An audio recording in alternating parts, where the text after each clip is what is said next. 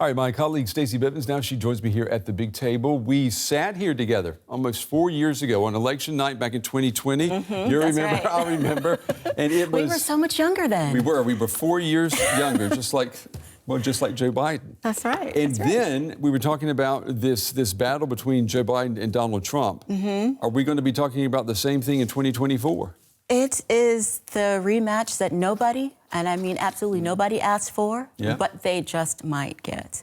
Joe Biden gave the thought that maybe he was going to be the transitional president, where he'd hand off the baton after 4 years to somebody younger, to somebody more progressive, maybe somebody a little bit more brown.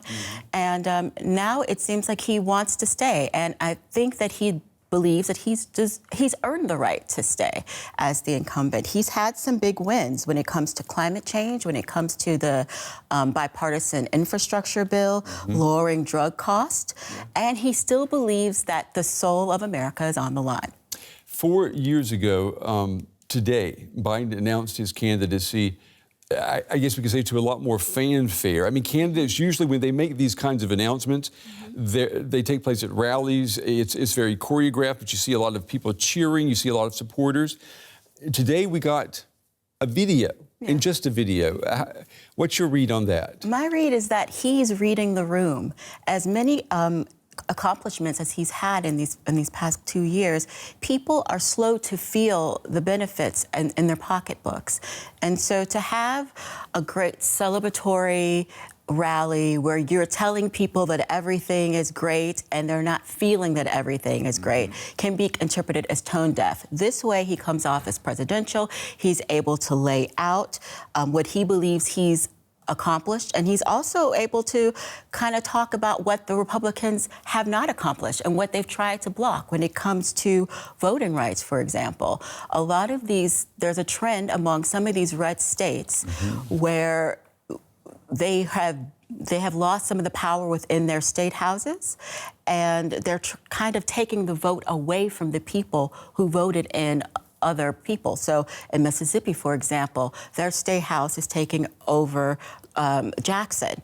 And so there's a lot Jackson, Mississippi. Jackson, Mississippi. You're talking about the judiciary, the police. Absolutely. There, right? Yes. And they're not alone. So there's a lot of this happening. And the big thing that happened that everybody saw happened in Tennessee, where the two black young Democrats were kicked out. And, you know, they were reinstated later. But there was a sense of this, well, boys, you have to be quiet. You have to follow our rules here.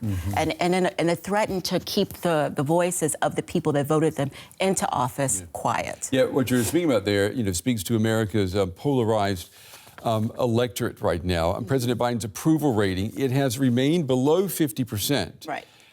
Since shortly after he took office. I want to show our viewers here some of the numbers. A recent poll found that 70% of U.S. voters do not want Biden to run again in 2024. Even a majority of Democrats say that they don't think that Biden should seek a second term. I mean, those are some clear numbers right there. Now, about half the Americans polled said that they are concerned with Joe Biden's age, which we're going to talk about in just a second. But here's some of what voters have been telling us. Yeah, if he's in fine health and he feels like he's able to do the job, then I think it's perfectly fine. I would prefer, honestly, if an opportunity was given to someone who is a bit younger and may have like fresh ideas. I think he's done a really good job. I personally wish he wouldn't run again. I'm 72, he's older than I am. Mentally, I'm certainly not as acute as I was 20 years ago.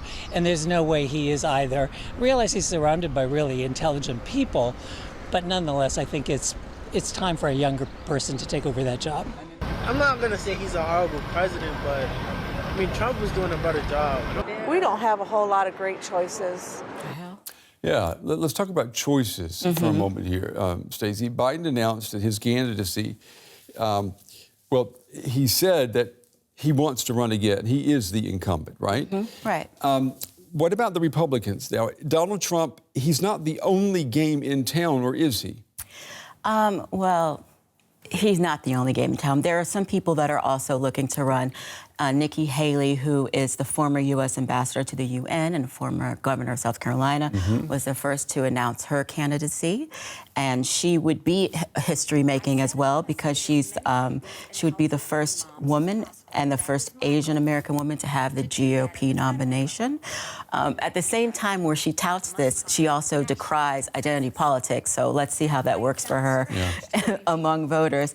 And the person who seems like he has the most fire under him and momentum is the Florida Governor Ron DeSantis, but he has not declared just yet. And as a matter of fact, he's in a rumble with Mickey Mouse and the happiest place on earth, Disney, because Disney spoke out against his "Don't Say Gay" policies, and he's having problems with the NAACP there because he's essentially trying to eradicate Black history from school books in Florida because he says that it makes the white students feel uncomfortable. So would DeSantis beat Trump in a primary?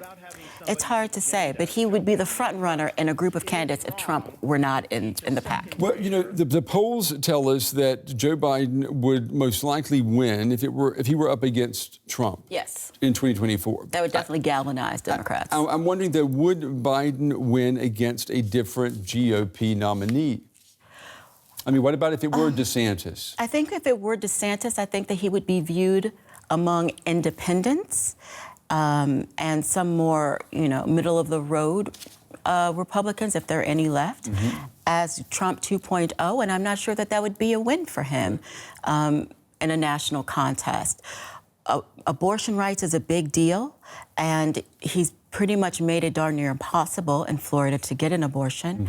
And as I said, with the banning of books and trying to whitewash history, he's not the ideal candidate. If Biden does win a second term, he will be 86 years old when he finishes that second term, all right? So, I mean, he's already the oldest U.S. president in history. And people are asking this, I'll ask you, is he too old? Well, look, that's not up to me to decide. That's up to the voters to decide. But they knew that he was an old, white, not very progressive man when they voted him in. And I understand that they want somebody younger to take over the party now, but he's earned the right. I think that a lot of people would take exception with him not being progressive. I mean, I think a lot of people would say he was. Yeah, I think that he especially compared to his own record in the past, he's become more progressive, especially when it comes to the climate. But do you think the age thing, do you think that's going to haunt him all the way until Election Day? It will definitely be an issue up until the very end, and he'll just have to do what it takes in order to remind people of what he thinks are gains that he's brought for the country. And that just because you're older doesn't mean you don't have anything to contribute. That's true. You can be a 50-year-old and be too old, right? Yeah, we know that too. Stacey, as always, thank you. Good to see you, Brent. You too.